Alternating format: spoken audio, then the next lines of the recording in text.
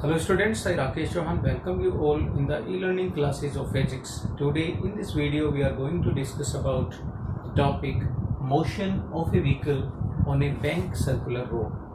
As you can recall from our last video that we have discussed how a vehicle actually moves safely on a plain circular road, and we have also derived the formula of maximum safe speed which was equals to under root mu r c. So here in this case we are going to discuss the motion of a vehicle on a bank circular road. So what is a bank road?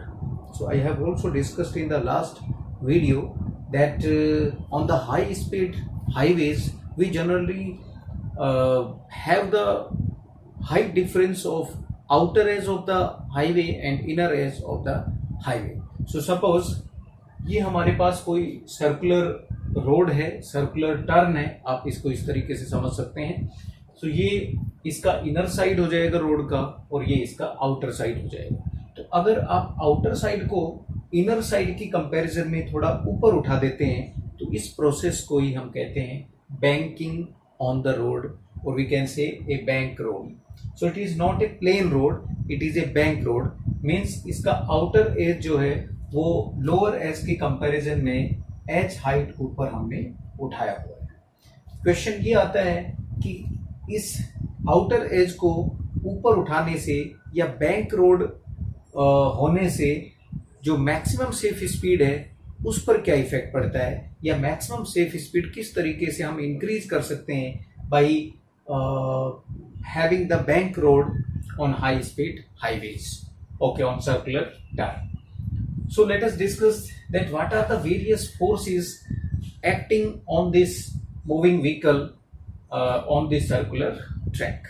So this mg is the weight of the vehicle which always act perpendicularly downward, okay, and this is the frictional force which will be acting towards the center of the circular track. So this is circular track and its center will be somewhere here. So definitely this frictional force will be acting in the direction of center, we can say, or parallel to the plane. This inclined plane, this is inclined plane, so F will be acting parallel to this plane. Okay, now this F can be splitted into two components. This frictional force can be splitted into two components. One component is horizontal component which is acting in this direction, which is F cos theta, and the other component is vertical component of this small f which is acting in the same direction in which weight of the body is acting. Therefore in this direction the total force will be mg plus vertical component of frictional force, that is F sin theta. Okay, now let us discuss what are the various components which are acting in this direction. So one component is F cos theta, which is the horizontal component of this frictional force, and the other component is of normal reaction force. So ये normal reaction force जो road है या जो incline है वो इस पर perpendicular direction में अब हमेशा अप्लाई करता है. सो इस n को भी हमने दो कंपोनेंट में ब्रेक कर लिया. एक horizontal component which is n cos theta which is working in the just opposite direction of this force, and vertical component which is acting in the direction of F cos theta. So हम कह सकते हैं कि इस direction में total work काम कर रहा है, टोटल फोर्स काम कर रहा है F cos theta plus n sin theta, और नीचे की तरफ जो फोर्स काम कर रहा है वो है mg plus f sin theta, और ऊपर की तरफ जो फोर्स काम कर रहा है वो है n cos theta, जो कि इसको काउंटर बैलेंस करेगा. ओके, सो हमने यहाँ पे ये एंगल थीटा रिप्रेजेंट किया, हालांकि ये हम पहले भी डिस्कस कर चुके हैं जब हमने एंगल ऑफ रिपोज डिस्कस किया था कि अगर ये एंगल थीटा होता है तो डेफिनेटली ये एंगल भी थीटा होता है. इस वजह से हमने इसको कंपोनेंट में ब्रेक किया है, या इस वजह से हम इसको कंपोनेंट में ब्रेक कर पाए हैं. ओके, क्योंकि अल्टरनेट एंगल होगा ये, और ये दोनों पैरेलल हैं तो डेफिनेटली ये एंगल इस एंगल के इक्वल होगा. इसी तरीके से हम इसको भी देख सकते हैं, क्योंकि ये जो है वो 90 डिग्री पर है तो डेफिनेटली ये एंगल 90 माइनस थीटा होगा. इस वाले एंगल की बात कर रहा हूँ. और अगर ये 90 माइनस थीटा है तो डेफिनेटली ये एंगल थीटा होगा क्योंकि ये पूरा 90 डिग्री. तो इस तरीके से आप इसकी ज्योमेट्री को समझ सकते हैं। ओके, सो आई होप ये डायग्राम आपको बिल्कुल क्लियर है, और अगर आपको डायग्राम बिल्कुल क्लियर है तो अब इसके डेरिवेशन में, मैक्सिमम सेफ स्पीड के डेरिवेशन में अब आपको कोई दिक्कत नहीं आएगी। Okay, so let us start the derivation of maximum safe speed on such road. Maximum safe speed on a bank road. Okay, V max का फॉर्मूला हमें डिराइव करना है, जैसे कि हमने प्लेन रोड के केस में भी फार्मूला डिराइव किया था, बट वहां पे हमने जो सरफेस ली थी वो इंक्लाइन सरफेस नहीं थी, it was the surface which was plane surface, और we were talking about the plane circular track, but here we are talking about a bank circular track which is h height, or which is having h difference in height in the inner side of the road and outer side of the road. Okay, so what we are going to do, we are going to have the condition of equilibrium. So in equilibrium condition we can say that this n cos theta must be equals to mg plus f sin theta. So in equilibrium condition, this n cos theta must be equals to mg plus f sin theta. Okay, this is equation suppose first, and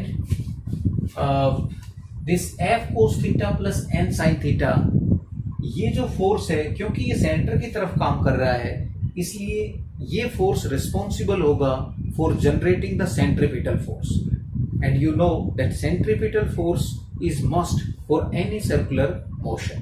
so for safely executing this term, definitely ये जो component है F cos theta plus N sine theta, ये या तो बड़ा होना चाहिए या इक्वल हो सकता है मैक्सिमम किसके, सेंट्रीपिटल फोर्स के. इसलिए हम F cos theta plus N sine theta को F cos theta plus N sine theta, this component which is responsible for providing the centripetal force must be greater than or equal to mv square upon r. Suppose the radius of curvature is small r of the circular track, so mv और जो vehicle की speed है जिसका हम formula derive करना चाह रहे हैं वो v है सपोज, तो उसके और mass of the vehicle we have assumed is m.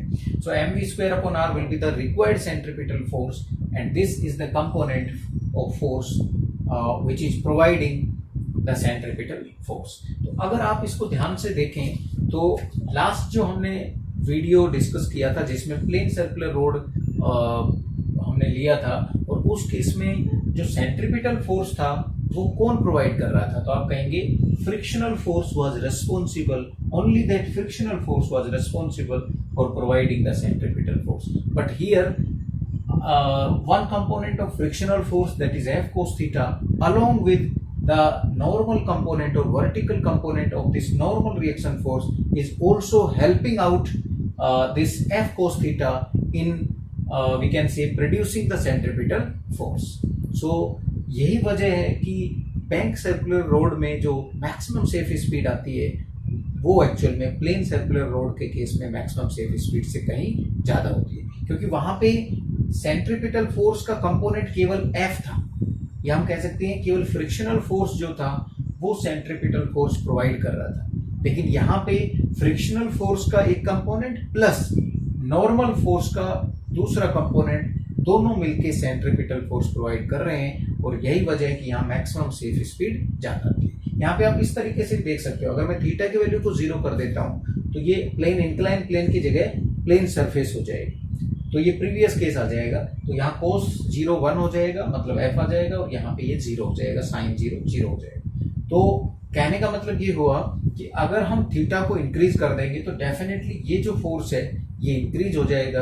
हालांकि उस केस में ये कंपोनेंट थोड़ा कम हो जाएगा, लेकिन यहाँ पर हम थीटा को 90 डिग्री कभी भी नहीं रखते हैं. ये जो वैल्यू है ये कहीं 10 डिग्री 20 डिग्री, और प्रैक्टिकली अगर अपन देखें तो समवेयर अराउंड 10 to 15 डिग्री हम इस एंगल को लेते हैं. तो कुल मिलाकर के ये कंपोनेंट भी काम करेगा और ये कंपोनेंट भी काम करेगा, जिसकी वजह से maximum safe speed plain road के केस से ज्यादा आती है. Okay, now let us discuss it mathematically.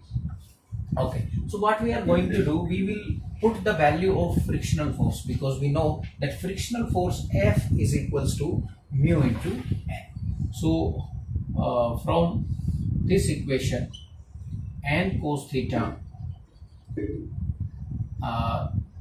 is equals to mg plus F की जगह हम म्यू एन रख सकते हैं फर्स्ट लॉ ऑफ फ्रिक्शन से, F is equal to mu N sine theta, और अगर मैं इस टर्म को इधर लेके और एन कॉमन ले लेता हूं तो यहाँ पे आ जाएगा N cos theta minus mu sine theta, और ये वैल्यू एम जी के इक्वल आ जाएगी। इसको हम कहेंगे इक्वेशन थर्ड। ओके, ऐसे ही आप यहाँ पे भी एफ की वैल्यू रख सकते हो in equation first. So from equation second F की जगह आप रख सकते हो mu N cos theta N sine theta as it is, और it should be greater than और equal to M V square upon R. Okay, अब इसमें से एन को हम कॉमन ले सकते हैं, तो आ जाएगा mu cos theta plus sine theta should be greater than or equal to mv square upon r. Okay, यहाँ से हम n की वैल्यू, या आप कह सकते हैं यहाँ पर हम n की वैल्यू इस इक्वेशन से पुट कर दें, क्योंकि इस इक्वेशन थर्ड से अगर मैं आपसे पूछूं कि n की वैल्यू क्या है, तो आप कहेंगे n is equals to M G upon cos theta minus mu sine theta. So अगर n की ये वैल्यू हम इस इक्वेशन से और इस इक्वेशन में पुट कर दें, इसको मैं इक्वेशन 4 का नाम दे रहा हूं। So putting the value of n into equation 4, putting the value of n into equation 4। Okay, और इसको हम इक्वेशन थर्ड कह सकते हैं। सो इक्वेशन थर्ड से n की वैल्यू इक्वेशन 4 में पुट करें तो हमारे पास आएगा M ji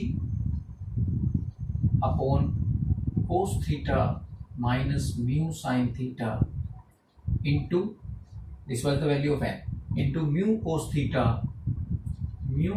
theta plus sine theta as it is should be greater than or equal to mv square upon r। ये वैल्यू हमारे पास इसके आ जाएगी। ओके, इसको थोड़ा सा हम अरेंज करके लिखते हैं, तो इसको लिखा जा सकता है, देखिए m से m कट जाएगा और यहाँ पर हम लिख सकते हैं mu cos theta plus sine theta as it is divided by cos theta minus mu sin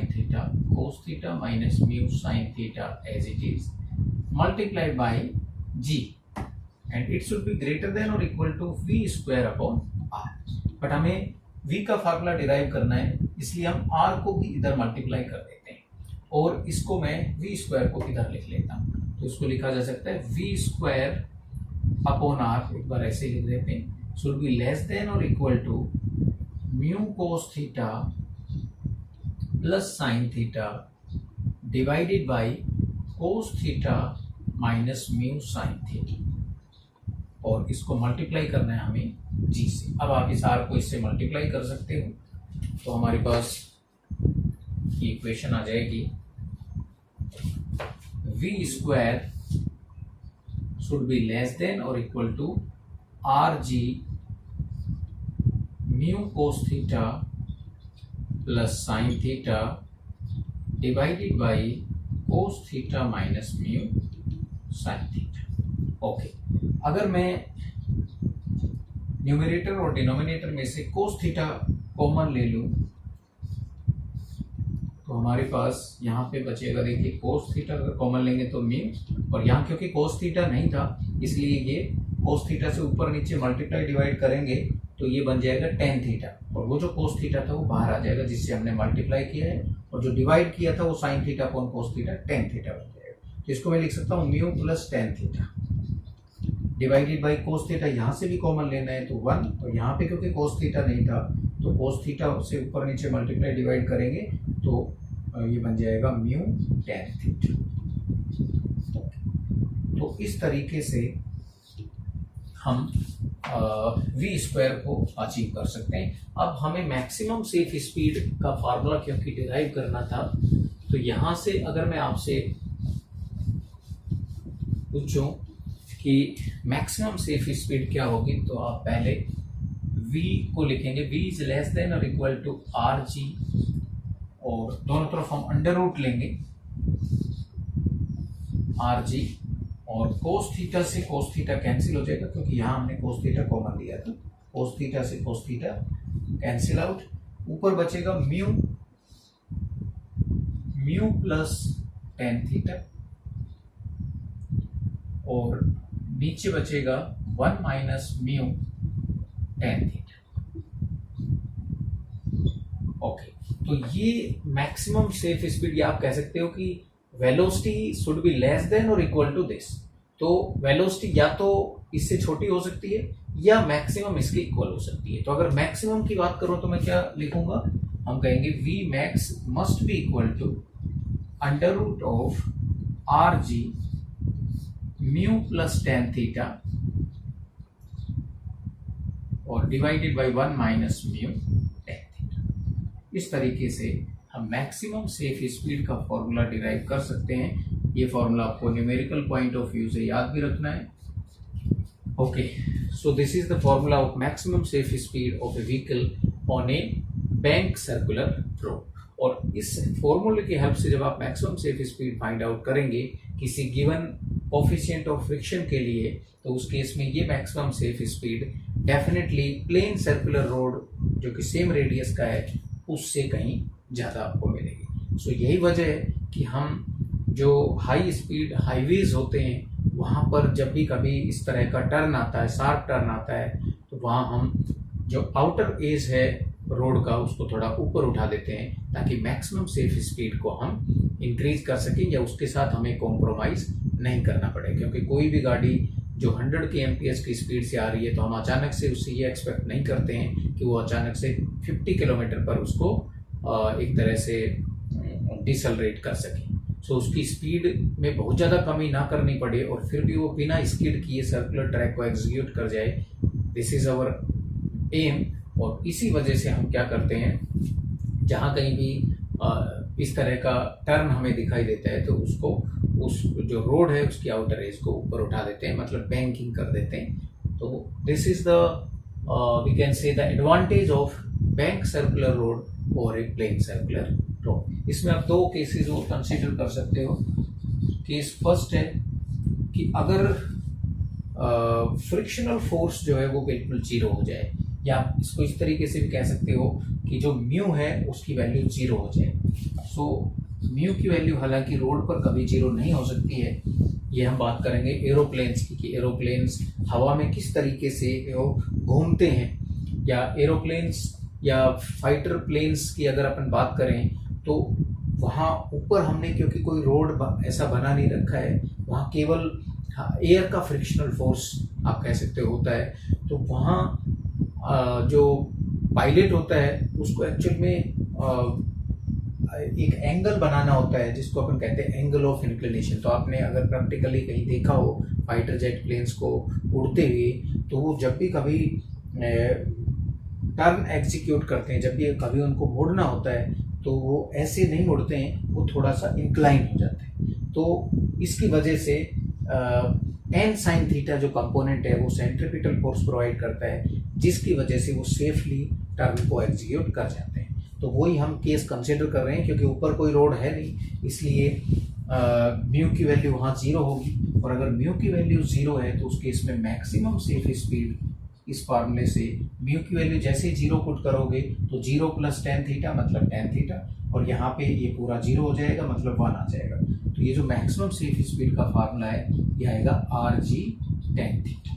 तो हमेशा याद रखें जब भी कभी एरोप्लेन्स और फाइटर जेट प्लेन्स का केस होगा और उसको बेंड करना होगा, उनको टर्न करना होगा, तो उस केस में हम ये वाला फार्मूला यूज करेंगे instead of using this formula, क्योंकि वहां पर frictional force between the tyres and the road will be zero. दूसरा केस कंसिडर करते हैं जो कि प्लेन रोड का ही है, जो हम पहले भी डिस्कस कर चुके हैं। अगर थीटा की वैल्यू जीरो हो जाए तो ये जो इंक्लाइन प्लेन है ये प्लेन सरफेस बन जाएगी। तो यहाँ पे वही फार्मूला आ जाना चाहिए जो हमने पहले डिराइव किया था। So let us check. अगर हम थीटा की वैल्यू को जीरो कर देंगे तो यहाँ से tan जीरो जीरो हो जाएगा, मतलब ऊपर म्यू बच जाएगा। और यहाँ पे भी अगर हम थीटा की वैल्यू जीरो रखेंगे तो ये पूरी टर्म जीरो हो जाएगी, मतलब नीचे 1 आ जाएगा। तो यहाँ RG और यहाँ म्यू, तो ये फार्मूला बन जाएगा if theta is equals to zero. Plain road की हम बात कर रहे हैं, दूसरा जो केस है, तो उस केस में मैक्सिमम सेफ स्पीड का जो फार्मूला होगा वो हो जाएगा √μ/g, जो कि हम पहले भी डिराइव कर चुके हैं। तो कुल मिलाकर के आप इस केस को एज ए जनरलाइज केस ले सकते हैं, इस फार्मूले को as a general formula consider कर सकते हैं। और ये इसके दो स्पेशल केसेस हैं, जिसमें एक में फ्रिक्शनल कोफिशिएंट जीरो है, मतलब फ्रिक्शनल फोर्स जीरो है, मतलब हम बात कर रहे हैं इन एयर की। और अगर हम रोड की बात करें और वो भी प्लेन रोड की, तो उस केस में थीटा की वैल्यू जीरो हो जाएगी, जिससे ये फार्मूला आ जाएगा। ओके, सो आई होप आपको ये टॉपिक अच्छे से समझ आया होगा कि बैंकिंग हम रोड पर क्यों करते हैं, बैंकिंग करने से मैक्सिमम सेफ स्पीड किस तरीके से इंक्रीज हो जाती है, और मैक्सिमम सेफ स्पीड का फार्मूला हम कैसे डिराइव कर सकते हैं। ये सब चीज़ें आई होप आपको अच्छे से समझ आई होगी।